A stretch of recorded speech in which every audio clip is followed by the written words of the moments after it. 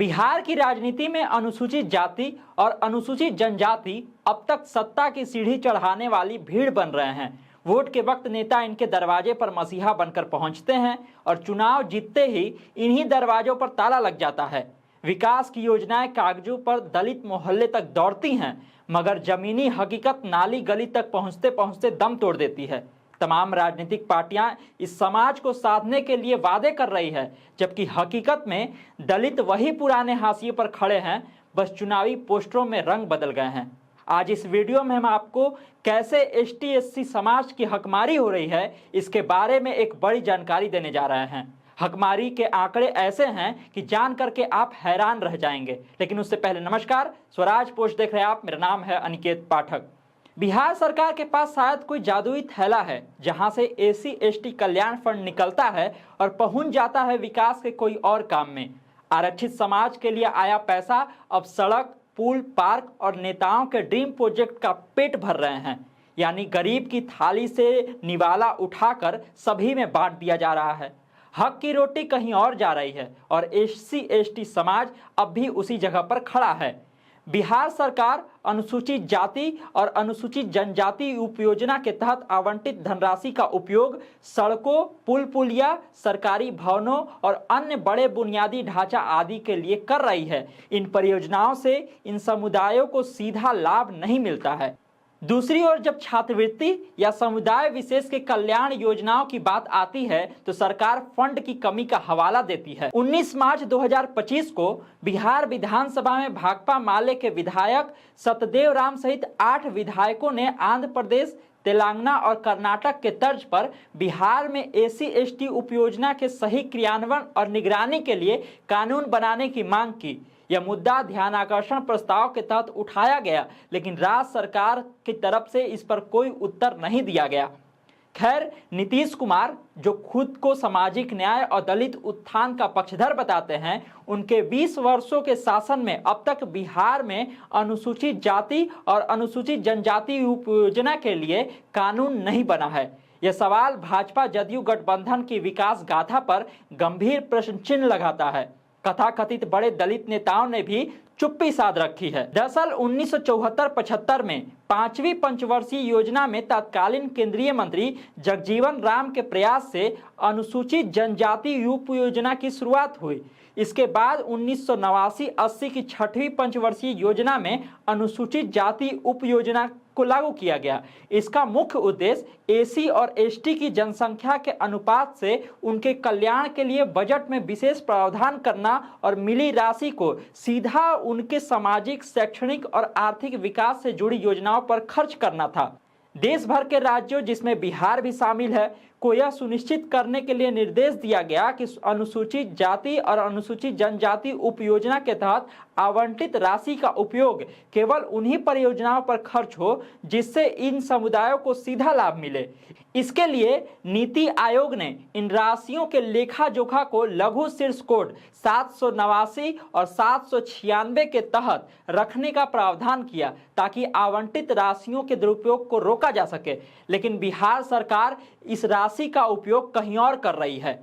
CAG Bihar में अपनी report 2021-22 में बिहार सरकार पर एससी एसटी उपयोजना की राशि को डाइवर्ट करने की बात की है। रिपोर्ट में कहा गया है कि जिस धनराशि का उपयोग अनुसूचित जाति और अनुसूचित जनजाति के कल्याण व उनके विकास के लिए किया जाना था, उस धनराशि से 4,518 करोड़ की राशि सड़कों के निर्माण में खर्च हो गई। इसी तरह एससी एसटी उपयोजना की राशि के 1191 करोड़ से सरकारी कार्यालयों का निर्माण कराया गया। करीब 1526 करोड़ की राशि का उपयोग बांधों के रखरखाव के लिए खर्च किया गया। एससी एसटी उपयोजना के तहत आवंटित धनराशि में से 2537 करोड़ रुपए सिंचाई परियोजना पर और बिजली कंपनियों के अनुदान के लिए 4518 करोड़ रुपए खर्च हुए।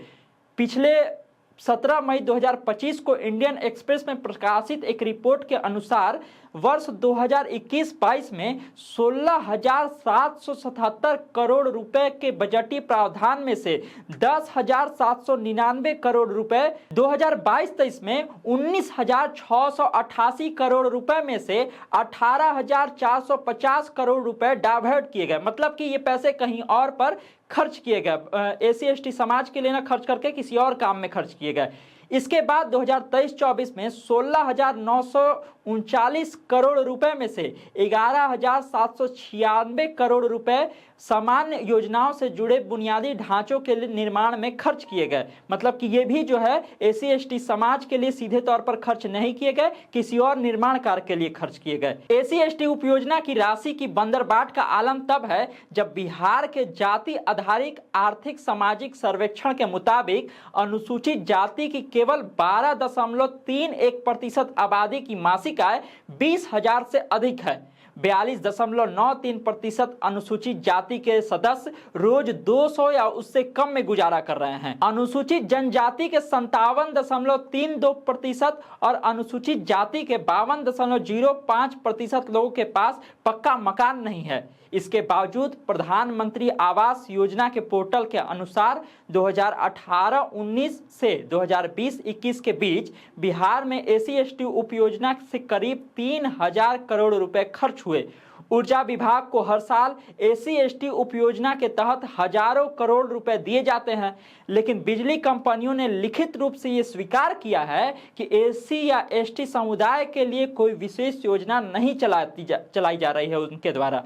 इसका मतलब है कि यह पैसा अन्य सामान्य परियोजनाओं में इस्तेमाल हो रहे हैं। दलितों को मिलने वाले केंद्र प्रायोजित पोस्ट मैट्रिक स्कॉलरशिप योजना के लिए राज्य सरकार के पास पैसा नहीं है। ऐसा राज्य सरकार जो है खुद कोर्ट में एफिडेविट देकर के दावा की है। अनुसूचित जाति और अनुसूचित जनजाति उपयोजना के पैसों का कहीं और इस्तेमाल न हो, इसके लिए लोकसभा में महाराष्ट्र से आने वाली कांग्रेस सांसद वर्षा गायकवाड़ ने इसी साल 28 मार्च को ये मुद्दा उठाया था। वो वीडियो उपलब्ध भी है, आप वो वीडियो सुन लीजिए।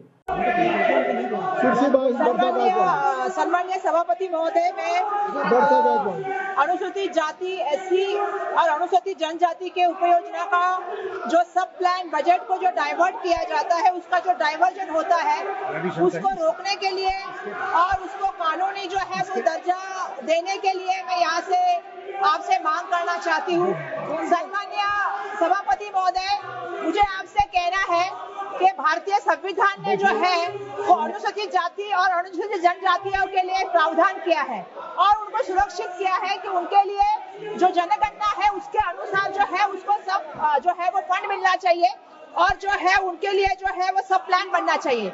दुर्भाग्यवश मैंने ऐसा देखा है सम्मानीय अध्यक्ष महोदय कि जो ये सब प्लान होता है जो अनुसूचित जाति और जनजाति के लिए बना होता है, वो मैंने सरकार में देखा है कि वो डाइवर्जन किया जाता है। कभी जल संधारण के लिए किया जाता है, कभी रास्ते के लिए किया जाता है। इस बार एक मिनट हो गया, लाडली बहन के लिए किया गया। तो मेरा कहना है उनके लिए जनरल बजट है, ये बजट समाज के लिए जो है वो समाज के शैक्षणिक, आर्थिक और सामाजिक। जाहिर तौर पर इतने बड़े पैमाने पर बिहार में दलित आबादी विकास से वंचित है और उसकी वंचना के किस्से बिहार सरकार के ही आंकड़े कह रहे हैं। तब भी सरकार द्वारा SC/ST उपयोजना के लिए कानून नहीं बनाया जाना और उनके पैसों का अलग अलग योजनाओं में खर्च किया जाना कहां तक ठीक है, ये बड़ा सवाल है। और इस सवाल को लेकर के आपका क्या जवाब है, आप भी अपनी राय जो है कमेंट बॉक्स में जरूर दीजिएगा। तमाम सारे अपडेट के लिए आप इसी तरह स्वराज पोस्ट से जुड़े रहिए। यूट्यूब पर देख रहे हैं हमारे चैनल को सब्सक्राइब कर लीजिए, फेसबुक पेज को लाइक कर लीजिए। धन्यवाद, नमस्कार।